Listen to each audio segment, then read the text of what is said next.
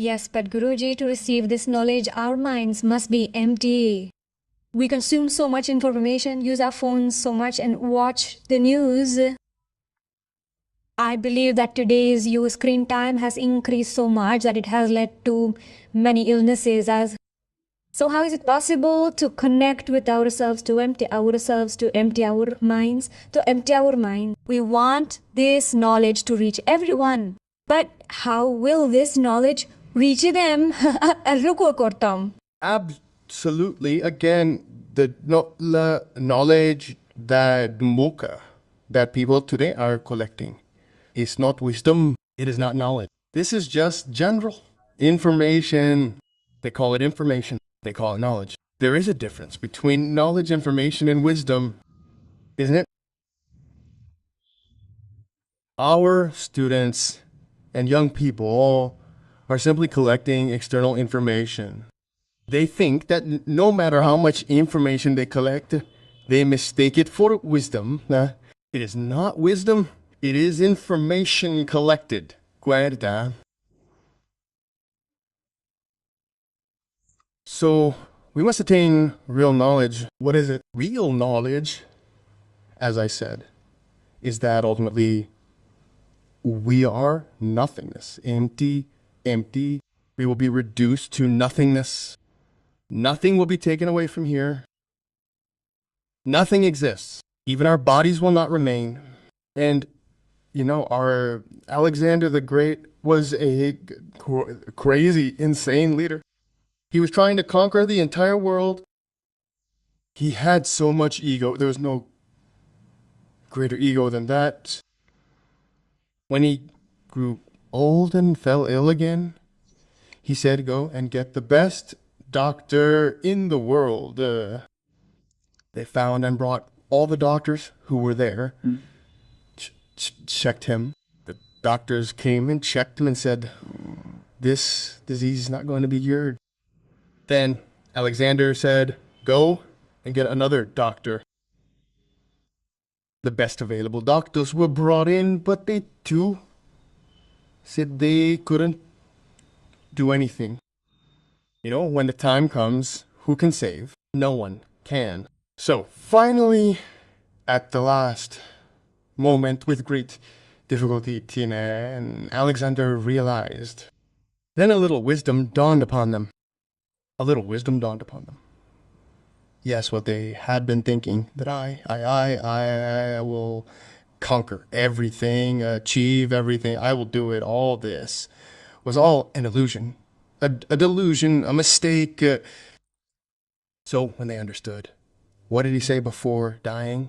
He told them, I have a request to you all. He said, Your Majesty, please ask what it is. You will kill me. After killing me, will you put my dead body in the coffin? Yes. So when you make the coffin, please leave a hole on both sides. Yes, stupid. So they asked, Your Majesty, this is very unusual. You don't keep it like that. Why? Why? Then he said, I want both my hands outside the coffin. 𝐕𝐴𝐴𝐿𝐼𝐴. 𝐕𝐴𝐴𝐿𝐼𝐴. He replied, this is completely unusual. Why? No, both my hands should be outside. And when you carry the coffin, there will be many people on the way to bid me farewell, to see me off, to say goodbye. I want everyone to see my hands. When I die, I will try my best to open my fist and kill me. But who knows, after I die, my finger might come out like this, it might get twisted. So I request you to straighten both my hands again and keep them completely open. Then he said, Maharaj, how can this be possible? It looks strange, you know. This never happens. Your hand should not be inside. You should be taken away freely, with great pomp and show, with flowers. This is very unusual. How can you have both your hands outside the coffin like this? Alexander said, I want to leave a message for my people. What is the message? He said that Alexander the Great also, when going with empty hands, considered himself the greatest, the richest. So Alexander the Great also, when going with empty hands, did not want to take anything with him. This is why we have to attain real knowledge. Now what happened? You are not attaining real knowledge. You are just gathering all kinds of useless information. You will not get happiness and peace by collecting this normal, general information. You will not find the meaning of life. We heard that there was a great Jain master yogi in Japan. He used to live in a cave. He was very famous, considered enlightened man, and a professor of the university. Very knowledgeable professor. Very knowledgeable book. He will teach this knowledge to others in the class. Do this, this is it. But he will not keep it in his life. In the morning, he would go to class and tell the children, alcohol is bad, don't drink it. Cigarettes are bad, don't smoke. In the evening, he would drink himself, smoke cigarettes, and drink alcohol. So there are professors like this. He was a very knowledgeable professor. His head was full of true intellectual knowledge and information. But there was no peace in his mind. No peace at all. So he had heard that this great Jain master, Englander master, lived in Par. So he decided to go there and meet that master. He thought of meeting Englander master, Jain master, and finding some peace. It was quite far. In those days, there were no watches. He went 4 kilometers. He went 4 kilometers. He reached there with great difficulty.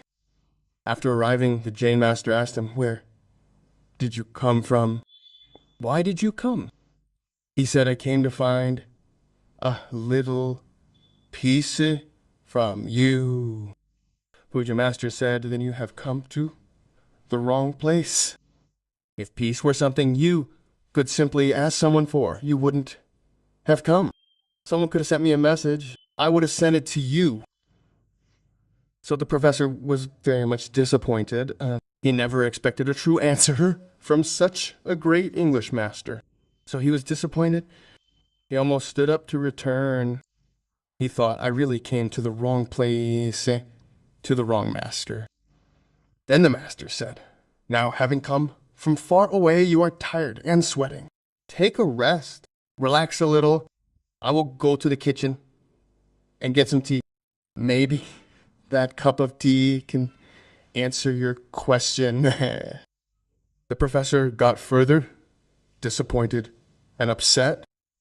Now such a famous English master cannot answer my question. So how can a cup of tea brought from his kitchen provide the answer? I really came to the wrong place, to the wrong master. Then the student said, no to leaving. Don't go in a hurry. Have a cup of tea and relax.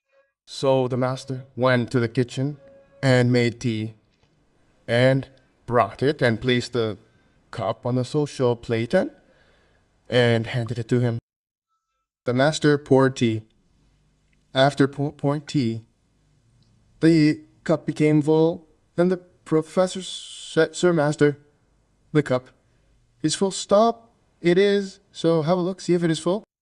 The master kept on pouring. The tea started overflowing from the cup also. Then the professor kept on telling the cup is full. Please stop. The master did not stop. Then the social plate also became full and overflowed. Then the professor said loudly, shouted, Master, please stop. It is full completely. Ooh. Look, yes, it is not only full overflowing, there is no space. There is no space even for a small drop. Are you noisy? There is no space even for a drop. Yes, 100% noisy. No space even for a smallest drop.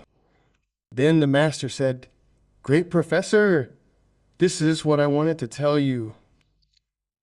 You have come here. You have come here to acquire some knowledge about peace. You have come here to acquire the knowledge of peace. But I see that your head is filled with so much garbage. It is filled with knowledge. You don't have space for my knowledge. There is no space in your head, in your brain, for my knowledge. You have already accumulated so much ravish knowledge.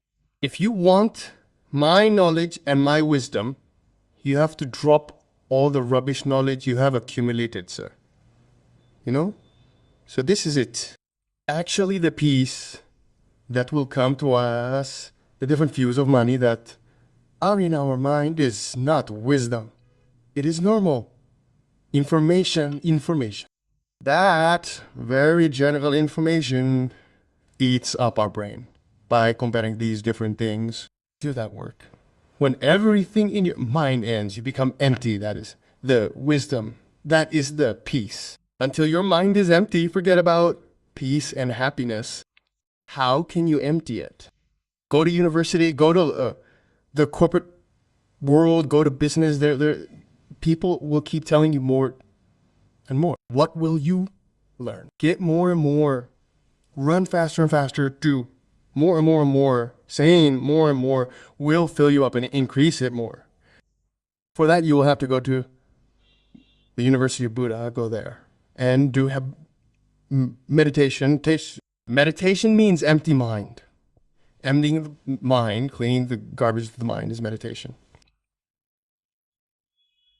You know, peace will come only through spiritual knowledge.